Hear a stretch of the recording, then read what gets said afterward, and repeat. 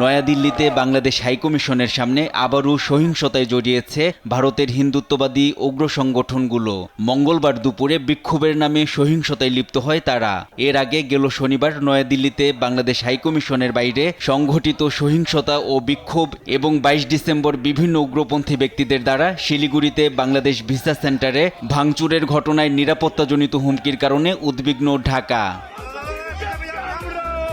এরই প্রেক্ষিতে মঙ্গলবার সকালে ভারতীয় হাইকমিশনার প্রণয় ভার্মাকে তলব করে পররাষ্ট্র মন্ত্রণালয়। অ্যান্টি স্লিপার টেকনোলজি ও সফট টেক্সচারটাই নরম ঘাসের স্পর্শ, সাপোর্ট গ্রাস ম্যাট, নান্দনিকতার ছোঁয়া। এ বিষয়ে পরে সংবাদ বিজ্ঞপ্তিতে পররাষ্ট্র মন্ত্রণালয় জানায়, ভারতে বাংলাদেশের বিভিন্ন মিশনে সহিংসতা ও বিক্ষোভের ঘটনায় ঢাকা উদ্বিগ্ন। একই সঙ্গে এসব কর্মকাণ্ডের নিন্দাও জানানো হয়।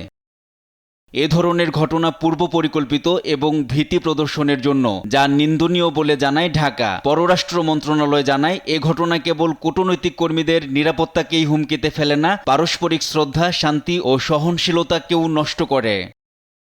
এ ধরনের ঘটনা যেন আর না ঘটে, এজন্য ভারত সরকারকে তদন্ত করে ব্যবস্থা নেয়ার আহ্বান জানায় ঢাকা। এছাড়া ভারতে বাংলাদেশের সব কূটনৈতিক মিশন এবং সংশ্লিষ্ট স্থাপনার নিরাপত্তা ও সুরক্ষা নিশ্চিতের আহ্বান জানায় পররাষ্ট্র মন্ত্রণালয়। এনআই নাহিদ, দেশ টিভি, ঢাকা।